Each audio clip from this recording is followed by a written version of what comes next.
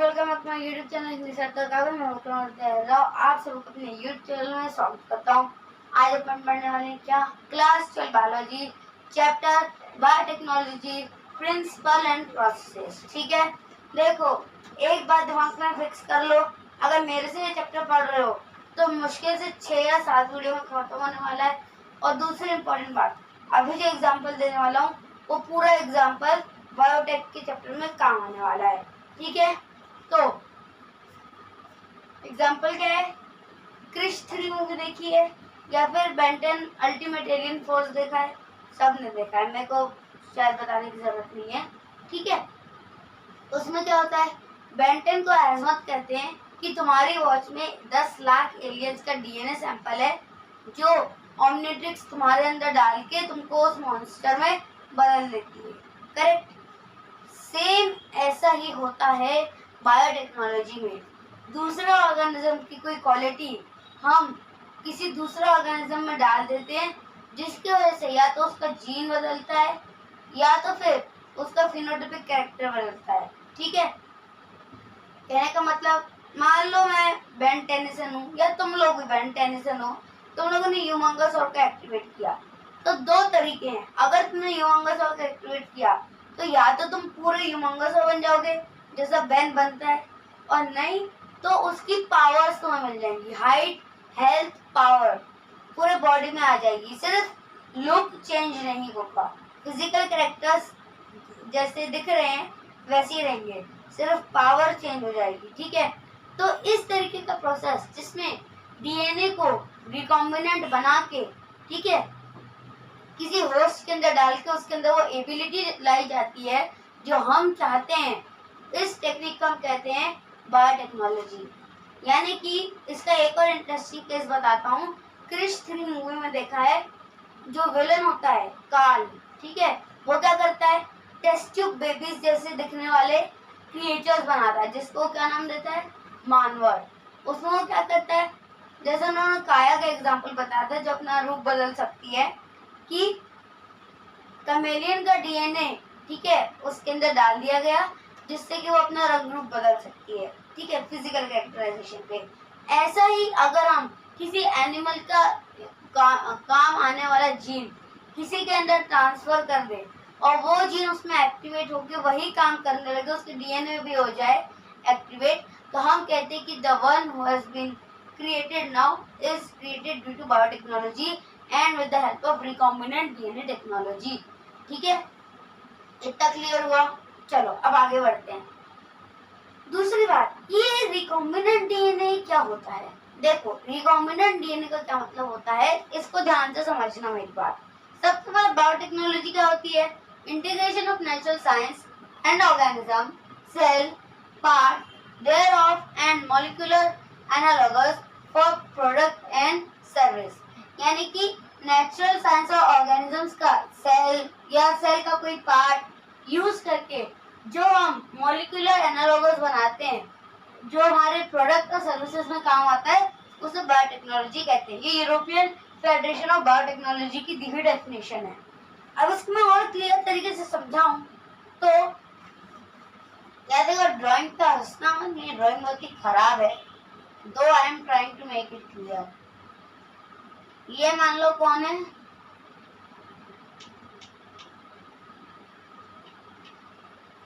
ठीक है, ये अपना छोटू सा प्यारा सा फ्रॉग है। ठीक है, यहाँ दिख तो नहीं रहा है लेकिन मान लो ये फ्रॉग है। ठीक है, ये क्या है, इसका नाम क्या है, फ्रॉगी। अब इस फ्रॉगी की ये खासियत है कि ये बहुत ही हाई जंप ले सकता है। यह हाइपोथेटिकल केस बता रहा हूँ, ये बहुत ही हाई जंप ले सकता है।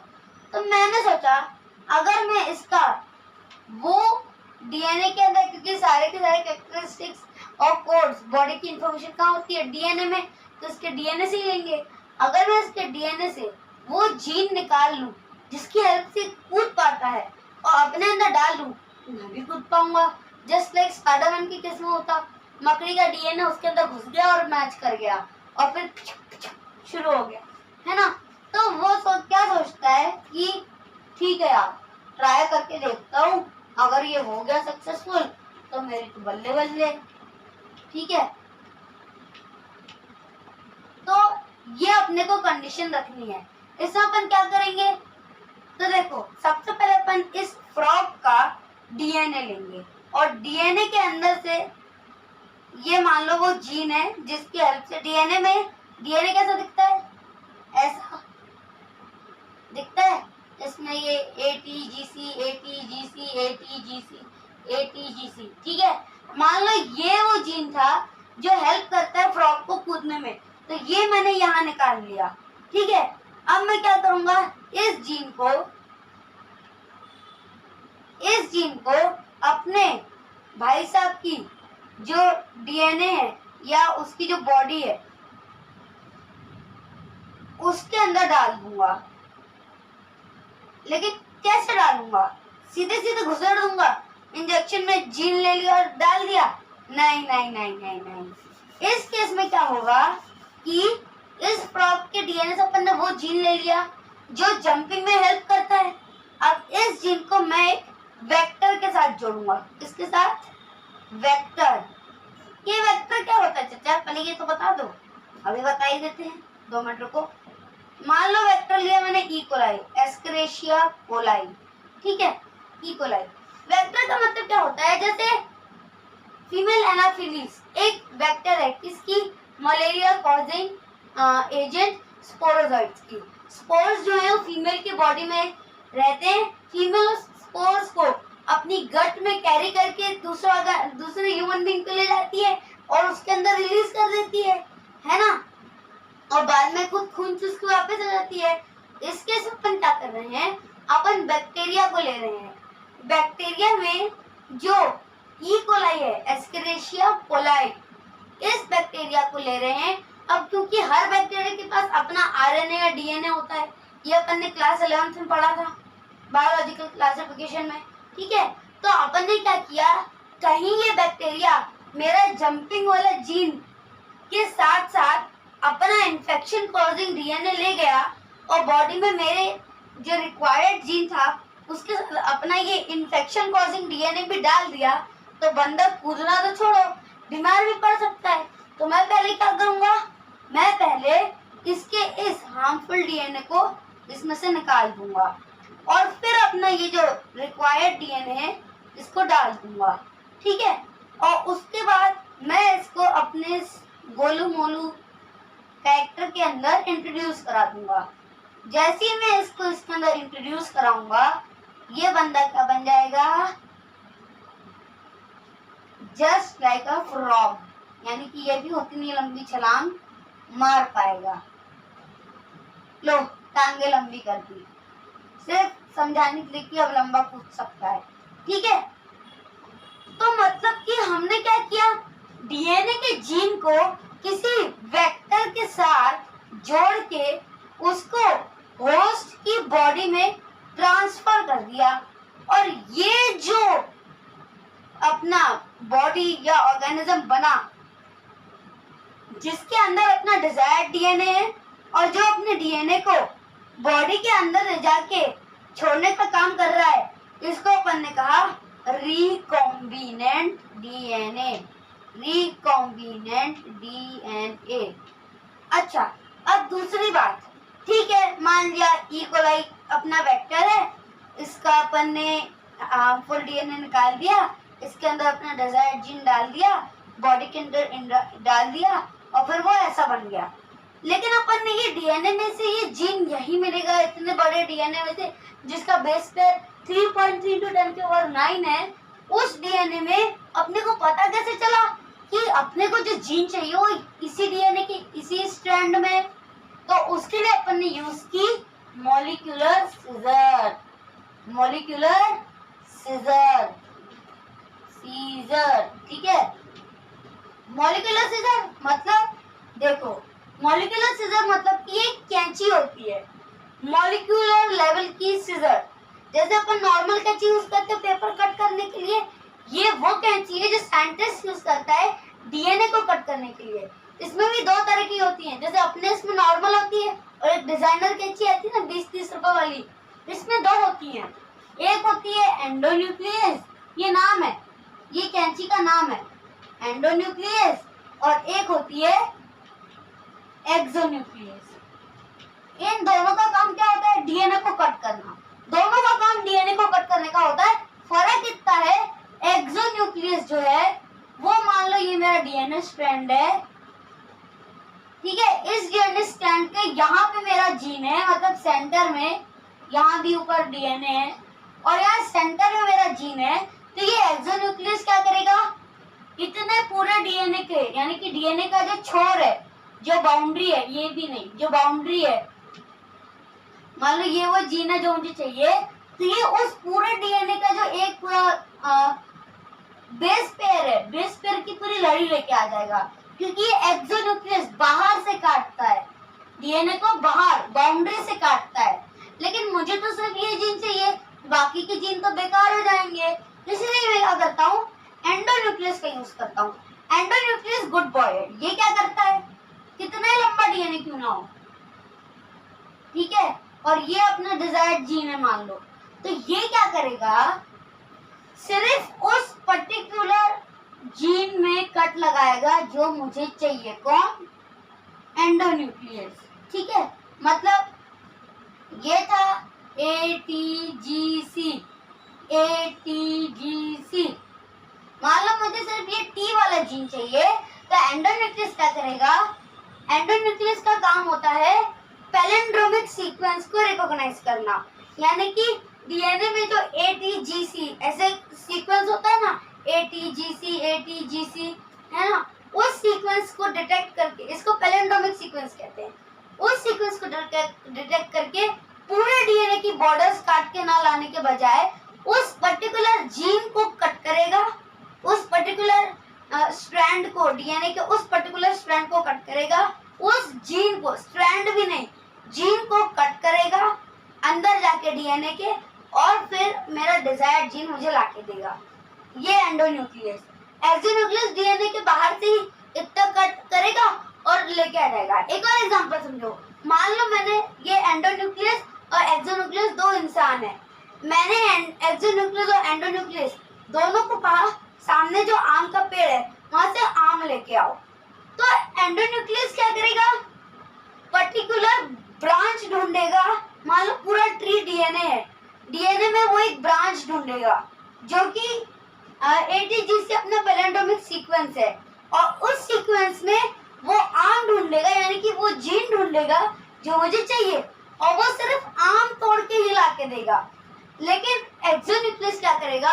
उसको कुछ समझ में नहीं आएगा, तो वो जिस ब्रांच पे आम लटका हुआ है वो पूरी टहनी तोड़ के ले आएगा। ये फर्क होता है एक्सोन्यूक्लियस और एंडोन्यूक्लियस में, ठीक है।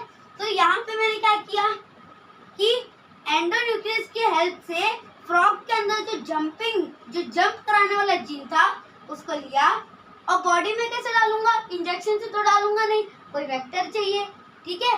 तो मैंने इकोलाई नाम का वेक्टर लिया जिसने मेरे ह्यूमन बॉडी के अंदर मेरा जीन डाल दिया जो मुझे मिल गया था फ्रॉग के अंदर से, और फिर ये बंदा फ्रॉग के जैसे कूदने लगा।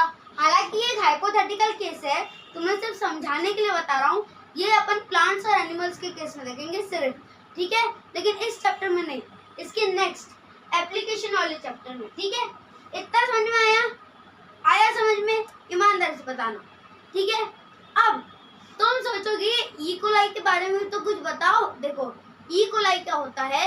ये छोटे छोटे बैक्टीरियाज होते हैं जिनको बैक्टीरियोफेज नाम का एक वायरस होता है जो खा लेता है। देखो ऐसा नहीं है कि बैक्टीरिया सिर्फ ह्यूमंस को डिजीज कॉज कर सकते हैं, बैक्टीरिया को भी बीमार करने वाले वायरसेस होते हैं जिन्हें बैक्टीरियोफेज कहते हैं।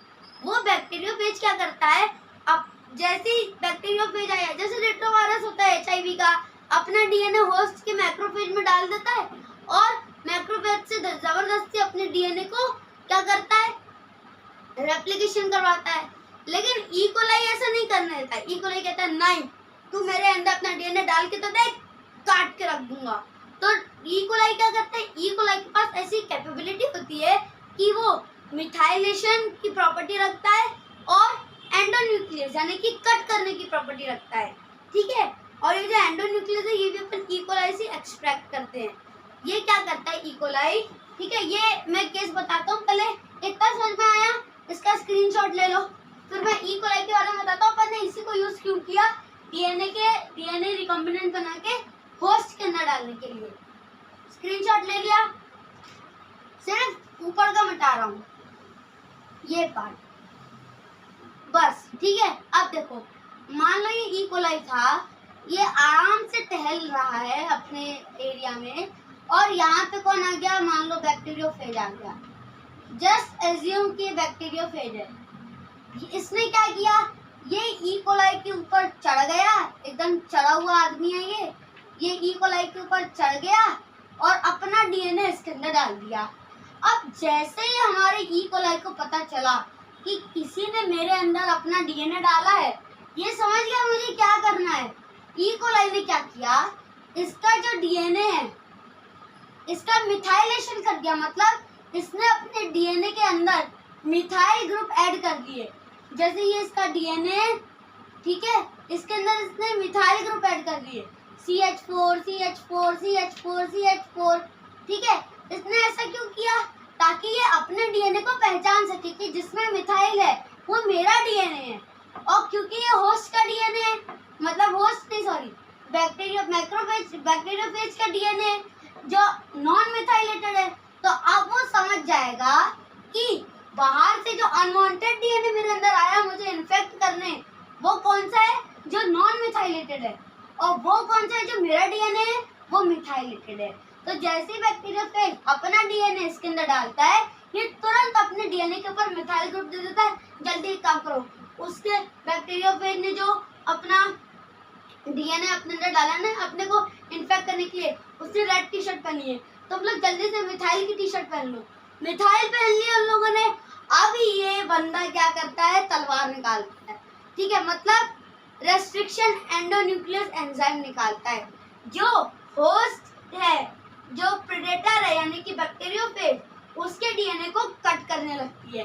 अब गलती से उसके डीएनए को कट करते समय ई कोलाई का खुद का डीएनए कट ना हो जाए, इसलिए वो उसके ऊपर मिथाइल ग्रुप लगा देता है ताकि आइडेंटिफिकेशन हो सके कि किसे मारना है और किसे नहीं मारना है, ठीक है। समझ में आ रही है बात? चलो, वेरी गुड। इसको एक और तरीके से समझ सकते हो, बाहुबली पिक्चर में देखा है, जो पार्ट 1 बनी थी बाहुबली द बिगिनिंग, जब वो कालकेय को फर्स्ट टाइम मारने जाते हैं, तो कालकेय की सेना बाहुबली के सामने जो है उनकी प्रजा को डाल देती है, उनके कुछ गांव वालों को किडनैप करती है और उनके सामने ले आती है। तो बाहुबली यहाँ पे कौन है? E coli. और उसके साथ जो सेना आ रही है वो क्या है? ये एंडोन्यूक्लियस यानी कि रेस्ट्रिक्शन एंजाइम जो डीएनए को कट करता है। बाहुबली क्या कहता है? रुको। और वो क्या करता है? हालांकि वो वहाँ उनको कुछ पहनाता नहीं है, लेकिन क्या क्या बताता है? जितने भी ये सामने दिख रहे, जिनने साड़ी सूट ये सब पहना है जेंट्स, ये सब अपने हैं। तो यहाँ पे ई कोलाई क्या करता है? अपने लोगों के ऊपर मिथाइल लगा देता है, फर्क इतना ही है। और फिर बाहुबली क्या करता है? बाकियों को मार दो। तो रेस्ट्रिक्शन एंडोन्यूक्लियस बाकी के डीएनए को मार देता है, ठीक है। इतनी बात थी, और कुछ दिमाग में लगाना है, इतना दिमाग में सेट रखो, ठीक है।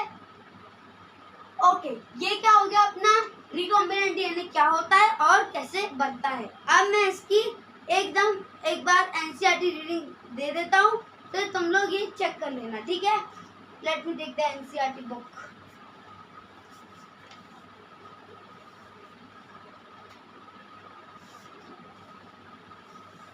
ओके यार, बुक की हालत पे मत जाना, उसकी ना बाइंडिंग निकल गई है, सॉरी। यहाँ चलो, ओह माय गॉड,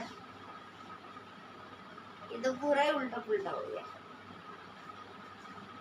ठीक है। सिर्फ एक रीडिंग लेंगे और कुछ नहीं। चलो, बायोटेक्नोलॉजी डील विद, बिल्कुल स्टार्टिंग का पेज निकाल लो, ये वाला। Biotechnology deal with technique of using live organism or enzyme from organism to produce product and process useful to human. ठीक है? In this sense, making curd, bread or wine, which are all micro-mediated process, could also be thought as a form of biotechnology. However, it is used in the strictest sense today to refer to such of those processes which use genetically modified organisms to achieve same on a large scale. Further, many other process techniques are also included under biotechnology. For example, in vitro fertilization leading to test tube baby, synthesizing a gene and using it, developing a DNA vaccine, or correcting a defective gene are all part of biotechnology. European Federation of Biotechnology has given a definition of biotechnology that encompasses both traditional view and modern molecular biotechnology. The definition given by EFB, European Federation of Biotechnology, is as follows.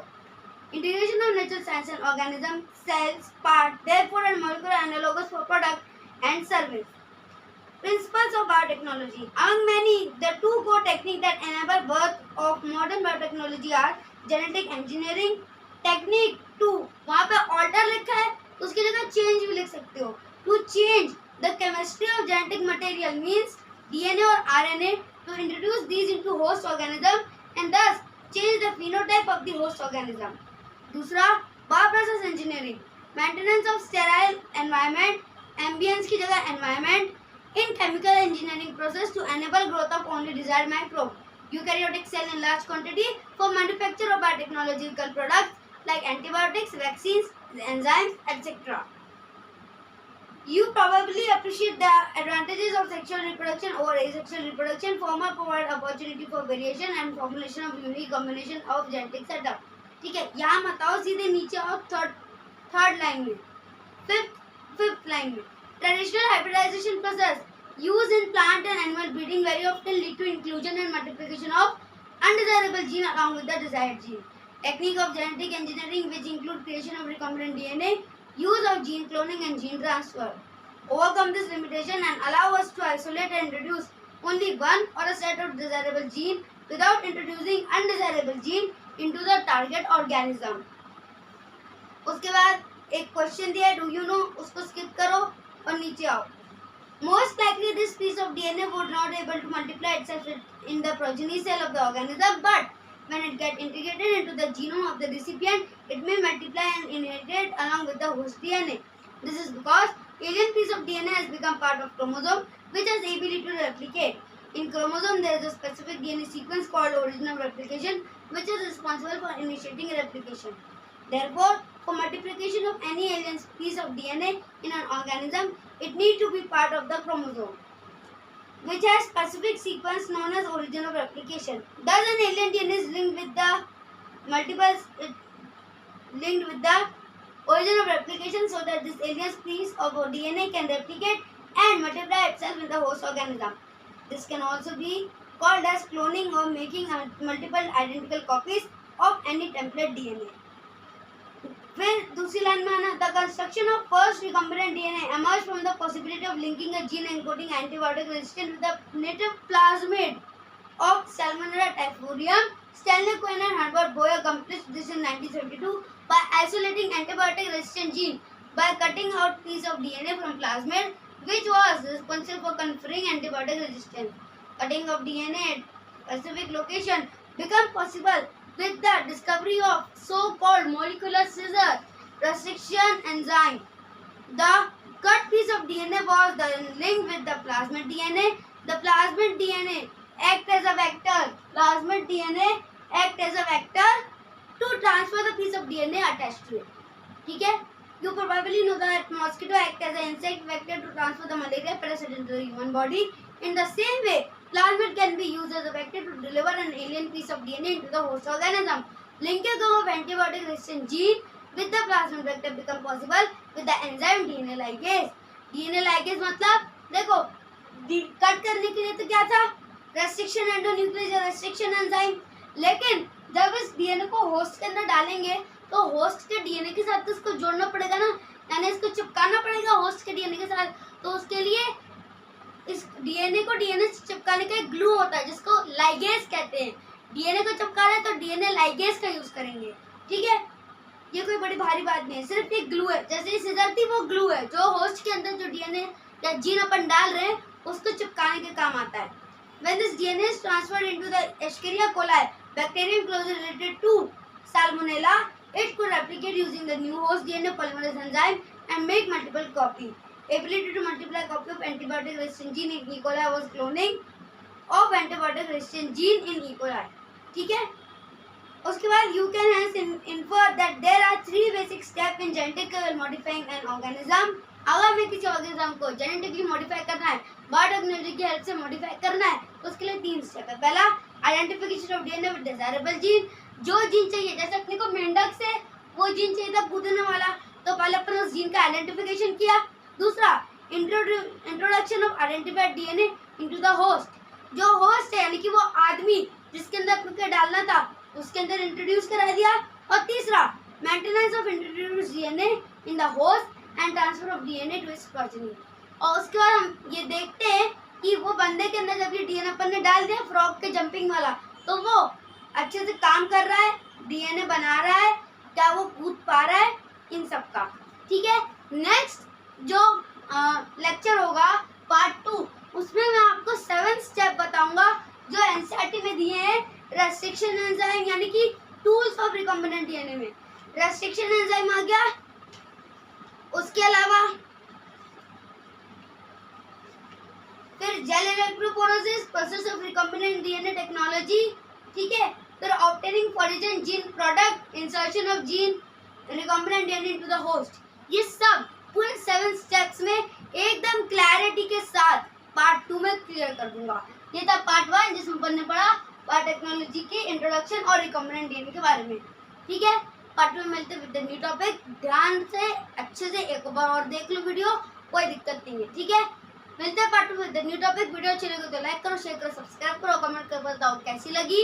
और 10 से लेकर 12 तक के lectures के लिए हमारे channel Hindi साहित्य काव्य में विजिट करो. Thanks for watching. Thank you for watching. Stay safe, stay healthy, on time and bye. Thank you.